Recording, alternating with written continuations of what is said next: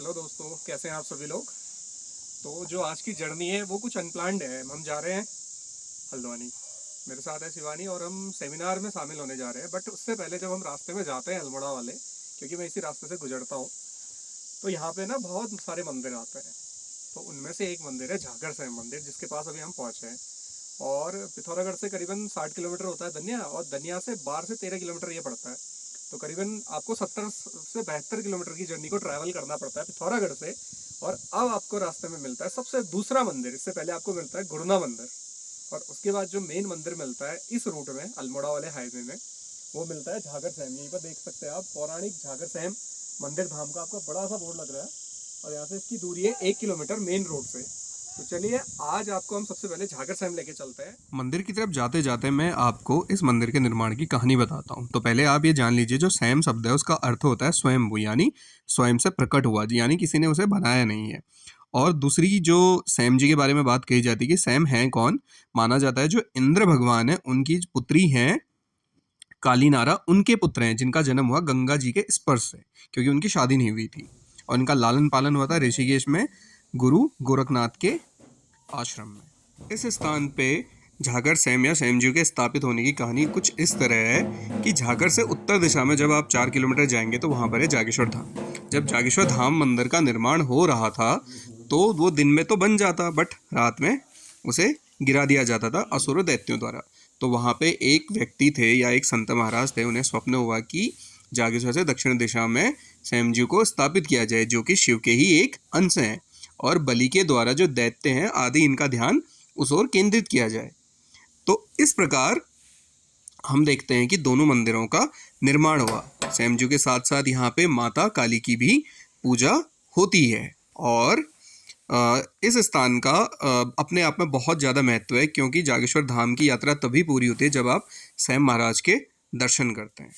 जब भी कभी आप अपनी आंखों से महाराज जी के दर्शन करेंगे या जो मुख्य गर्भगृह है उसके दर्शन करेंगे, तो आपको वहाँ पर एक टूटा हुआ दूधाधारी वृक्ष देखने को जरूर मिलेगा।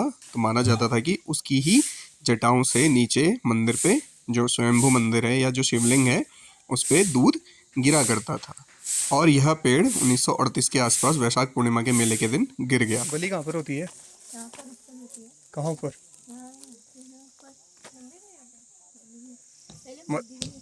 मतलब मंदिर से घुमा के फिर यहाँ ले जाके यहाँ बलि करते हैं। अच्छा, ये वाले एरिया में राइडर हमारे तैयार होते हुए। तो झागर सैम की यात्रा यहीं पर समाप्त होती है, क्योंकि हम ऑफ सीजन में तो इतनी भीड़ नहीं है। अब देखिए नवरात्रियों में हो चुकी होगी इसकी भीड़। तो चलते हैं अब हम आगे की ओर अल्मोड़ा की तरफ, फिर देखते हैं हम कहाँ कहाँ पहुँचते हैं। तो चलिए दोस्तों, बने रहें आप मेरे साथ इस पूरे ट्रिप में, आपको मज़ा ही मज़ा आएगा।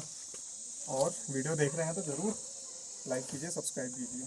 तो चलिए चलते हैं। झागर सैम से अब वापस आते हुए उत्तर दिशा की ओर 4 किलोमीटर जब हम चलते हैं तो आपको अल्मोड़ा जाते हुए राइट साइड को मुड़ना है। तो आपको सबसे पहले मिलेंगे आपके जागेश्वर धाम।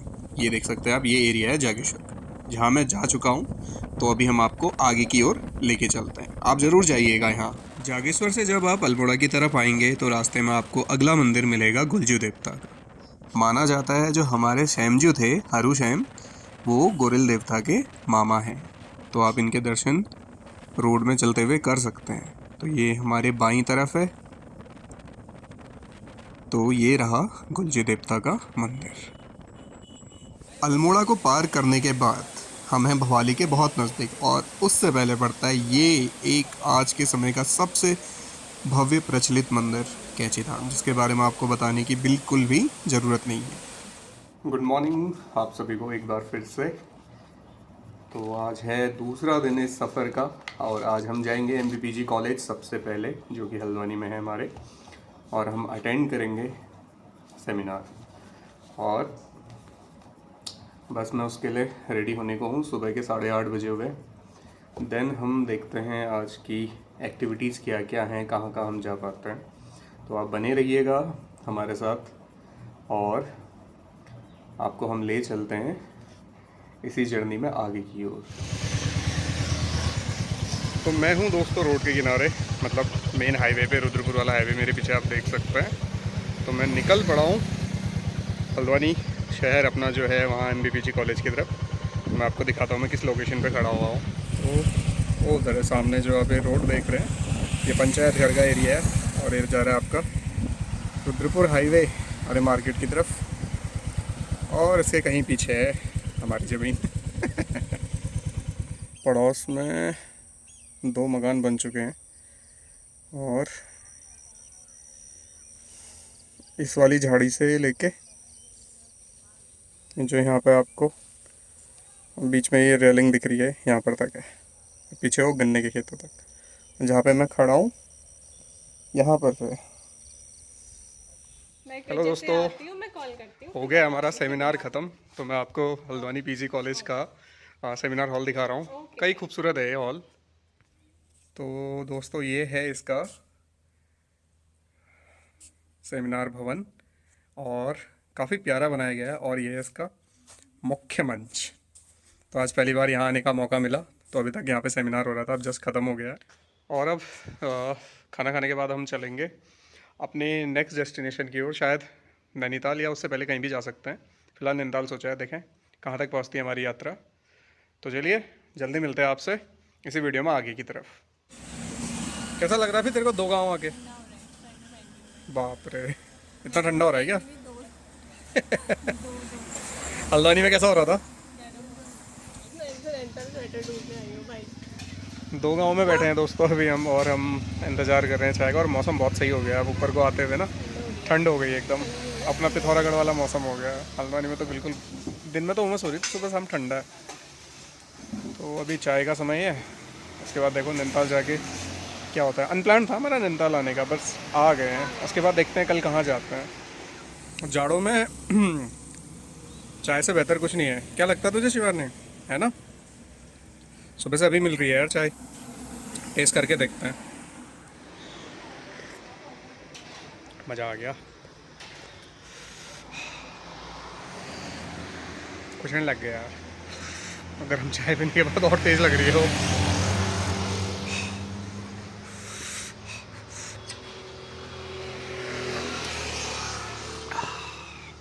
चलते चलते दोस्तों पहुंच गए हम नैनीताल, और मज़ा आ रहा है क्योंकि ये अनप्लान्ड है। तो देखो अभी तो हम नैनीताल में, इसके बाद हम कहाँ तक जा पाते हैं। तो जर्नी का ये एक्चुअल में पहला पार्ट है, तो हम इस जर्नी को शायद 2 हिस्सों में ट्रैवल करेंगे। तो मैं दिखाता हूँ अभी मैं कहाँ पे हूँ। तो ये रहा नैनीताल का एंटर, और ये एरिया है कॉलेज, यहाँ का DSB कैंपस, और ये है पूरी ठंडी सड़क, और ये है आपकी नैनीताल झील। और पानी फुल है आजकल, जो अगर आप यहाँ पे देख पा रहे हैं, ये झील का जो स्तर है पूरा ही आया है आपका रोड से पैरेलल है। और इसका जीता जागता उदाहरण है ये, जहाँ पर मैं खड़ा हूँ, देखिए जस्ट पैरों के पैरेलल है पानी। हेलो मछलियों।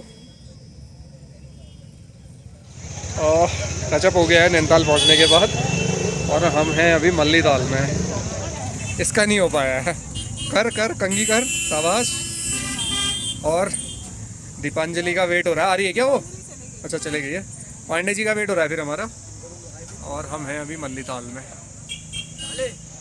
मैं हूँ दोस्तों अभी तिब्बत मार्केट के आसपास। आप मेरे पीछे देख सकते हैं गुरुद्वारा, और जस्ट आपने थोड़ी देर पहले देखा था ये नैना देवी टेम्पल, और मेरे फ्रंट में है ये है मस्जिद।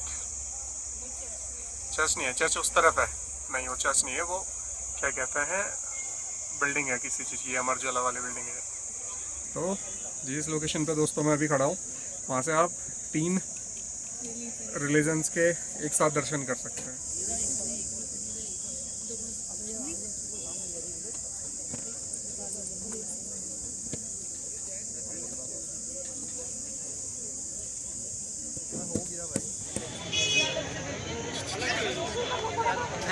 टी टाइम दोस्तों, शाम हो चुकी है नैनीताल में।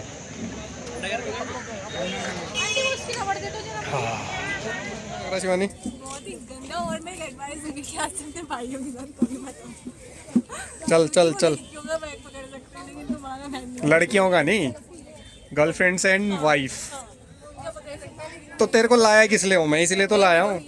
अब मैं और आशु थोड़ी ना पकड़ेंगे इतना बैग, तू पकड़ेगी। चल चल, थोड़ा दिखा कितने बैग हैं तेरे पास? 1 दो उल्टी लगती 2 3 4 5।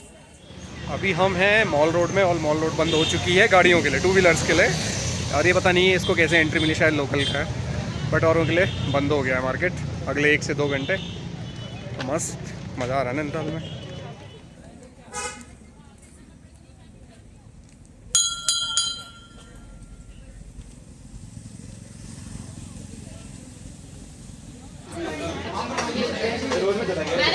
डिनर टाइम तो नैनीताल में हम हैं अनुपमा में, और हमें लेके आए हैं अनुपम में, सॉरी अनुपमा तो वो है सीरियल है अनुपमा है हम। और जो रेट है पिथौरागढ़ के हिसाब से सही है, क्योंकि हमने पिथौरागढ़ में हर रेस्टोरेंट में खाया तो उसके हिसाब से बहुत अच्छे रेट है नैनीताल जैसी जगह में।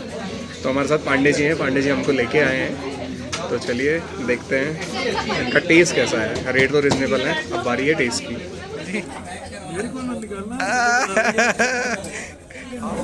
भैया ये हाफ तवा चिकन है, बहुत ज़्यादा है यार पिथौरागढ़ के हिसाब से। नहीं हमारे वहाँ भी मिलता है बट बहुत ज़्यादा है। क्या हम 3 लोग इसे ख़त्म कर पाएंगे? Let's see. दोस्तों मैं हूँ अभी डीएसबी कैंपस के पास, क्योंकि मैं शिवानी को छोड़ के आया हूँ पीजी में, और मैं और आशु जाएंगे उसके रूम पे। तो जिस लोकेशन पे अभी मैं खड़ा हूँ, इतना प्यारा नैनीताल दिख रहा है ना यहाँ से, तो मैं आप लोगों को एक बार दिखाना चाहूँगा कि यहाँ पर से नैनीताल कितना सुंदर दिखता है।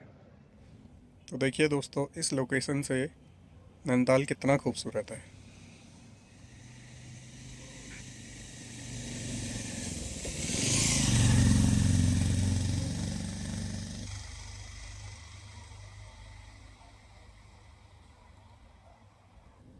वाह, अपने आप में बहुत खूबसूरत शहर नैनीताल। और इस खूबसूरत शहर के साथ ये हमारी खूबसूरत सी धन्नो, जो हमारे सफ़र की साथी है। चल धन्नो, अब चलते हैं तुआर में अपने रात के डेस्टिनेशन पे।